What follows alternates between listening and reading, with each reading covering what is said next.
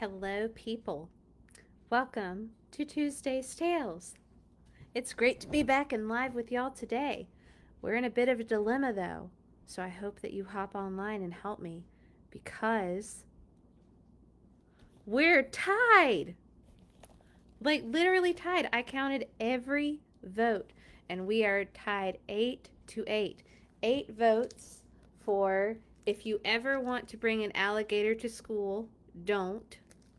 And The Office, A Day at Dunder Mifflin Elementary. We are tied. And it's not even like a pretend tie. It's like oh my gosh, like we are actually, what are we going to do?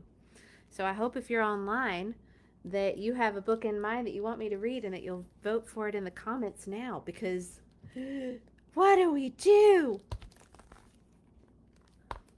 So vote now. And the instant votes are the ones that will win. Let me know which book you'd like me to read. Remember, if you want to bring an alligator to school, don't. Or The Office, A Day at Dunder Mifflin Elementary. So if we have an instant voter in place, let me know. Because I gotta know what to read. I count too much on the votes.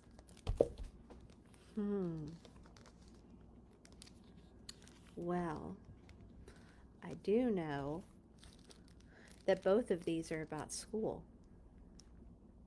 And recently, we just celebrated the 100th day of school. I see one vote for if you ever want to bring an alligator to school, don't. Should that be our book? Or is someone else going to come in and vote and tie us up again? I see another vote for the alligator book. It looks like our instant votes have spoken. Thank you, loyal viewers. So, I guess at the very last minute we have decided if you ever want to bring an alligator to school, don't. By Elise Parsley.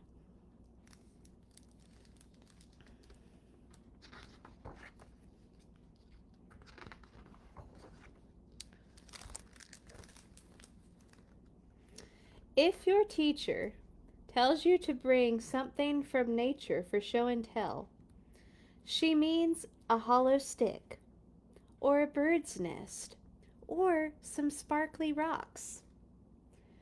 She does not want you to bring an alligator.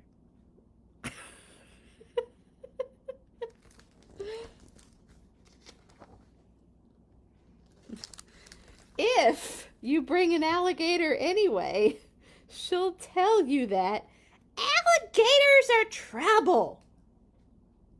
You'll tell her that it's okay and that you know all about alligators. This alligator will be quiet and good, and he won't eat anyone. Cross your heart.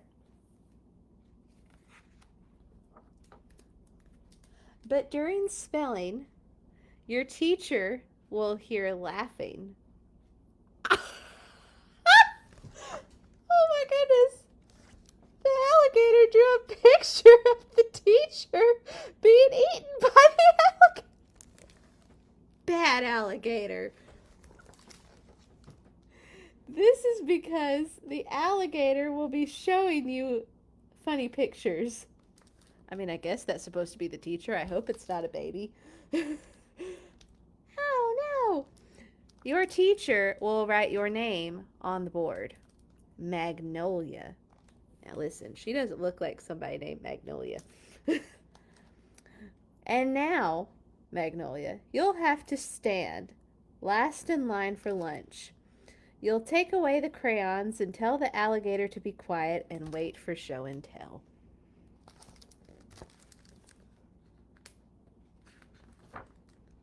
Then, during art, an airplane will fly across the room. Thwat! Uh-oh. Dude, I just thought that teacher's pouring a lot of paint.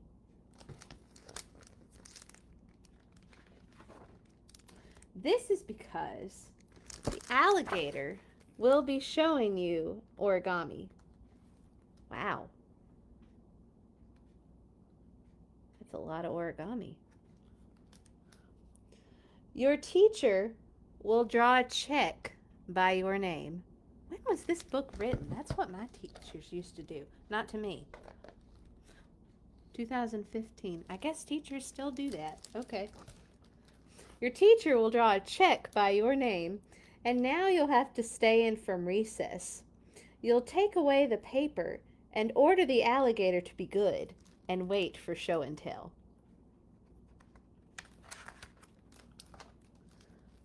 During math, you'll notice the alligator is hungry. Oh no! Oh no!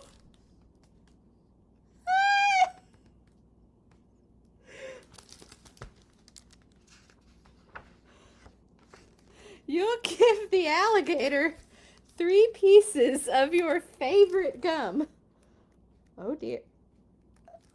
That kid don't even look concerned. He's like, where'd my hair go? And beg him not to eat anyone. And for Pete's sake, to wait for show and tell.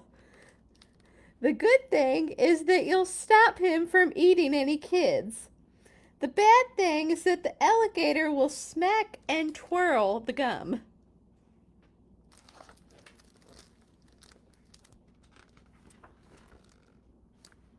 And your teacher will notice. Oh dear. Oh dear. She'll draw 2 more checks by your name and an underline. Now you'll have to go to the principal's office after school.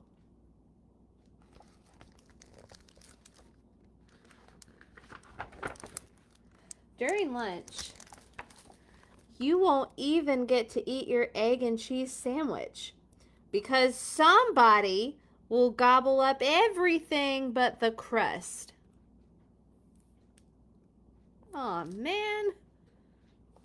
That's not a good day.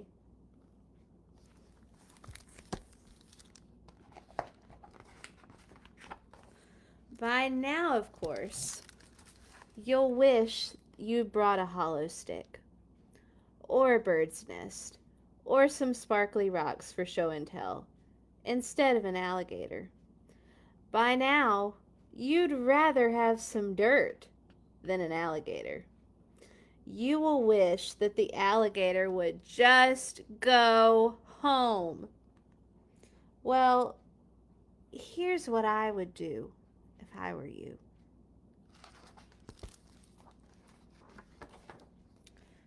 First, at show and tell, you'll sit quietly and learn about hollow sticks and bird's nest and sparkly rocks. And then it will be your turn.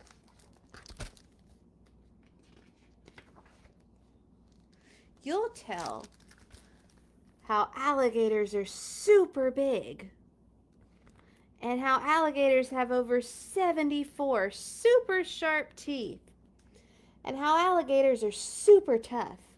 It's fact. They're strong and they're tough and they aren't scared of anything except other alligators and humans.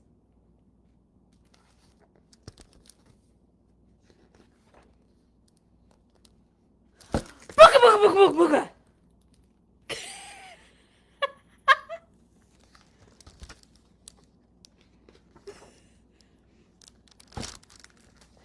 Your teacher will be impressed.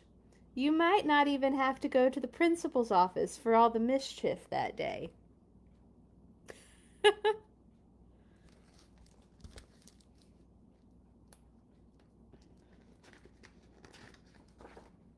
But then again, you might have to.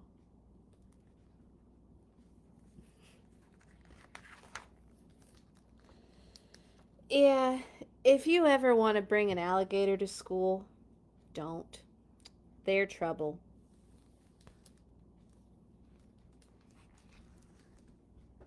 goodness.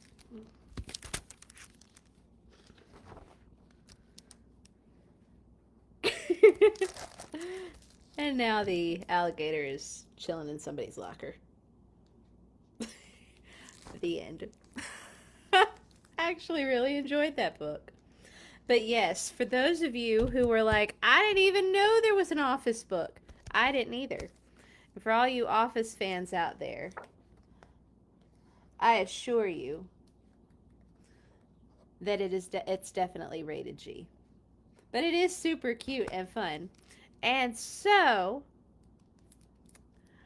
to celebrate the greatness of the tie and all of you wonderful voters out in the world, this will be our book for next week. So don't worry, if you voted for this book, it is coming and it'll be here next week. All right, so for our Bible story, we are going to go back into the Jesus Storybook Bible. We are going to find a story about Joshua, which is pretty great because I am starting a Bible study about Joshua with some ladies from my church. This is the grown-up book, but don't worry, we have the kids version.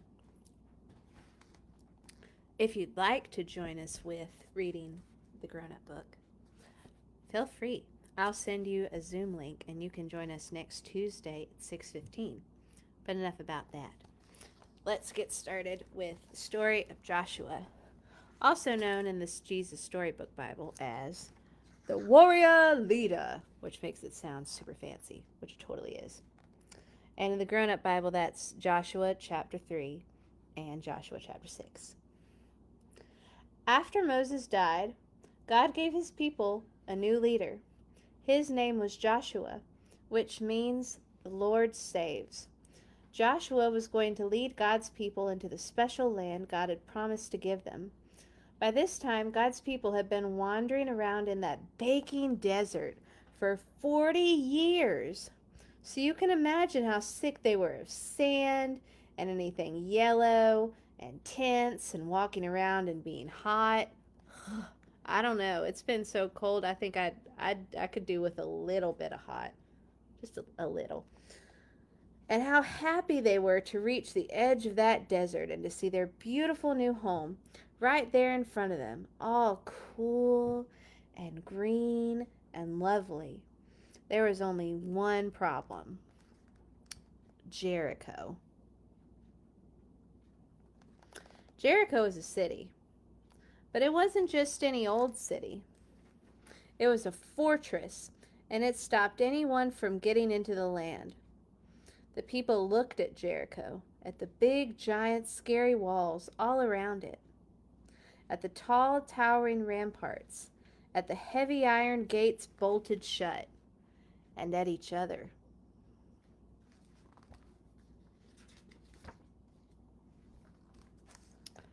What would they do?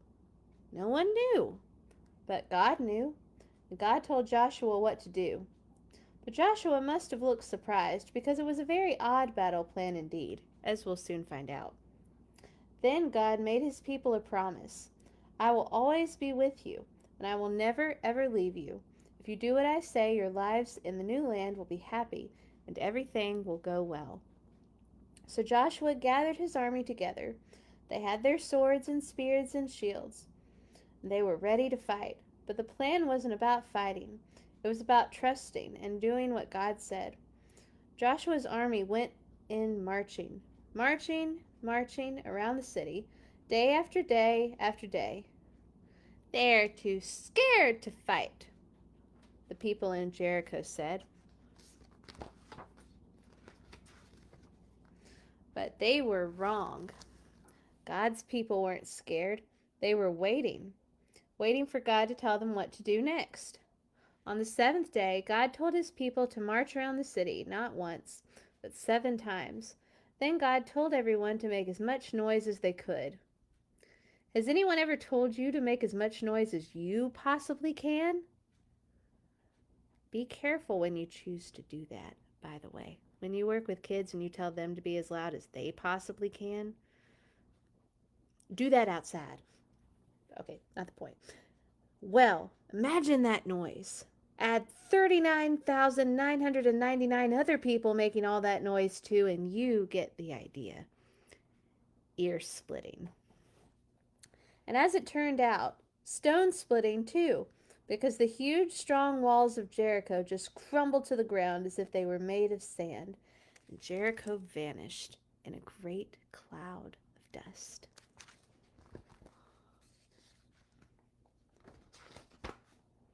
So it was that God's people entered into their new home. They didn't have to fight to get in, they only had to walk. Joshua said, God has brought you safely here. Now will you do what he says? Everyone said, we promise. Only God can make your heart happy, Joshua said, so don't pray to pretend gods. No, they said, never. And I'm afraid they didn't keep their promise. They didn't do what God said, and many years later, just as God warned them, things would go badly for God's people. They would lose their home. Enemies would capture them and take them off as slaves. And God's people would scatter into many different lands.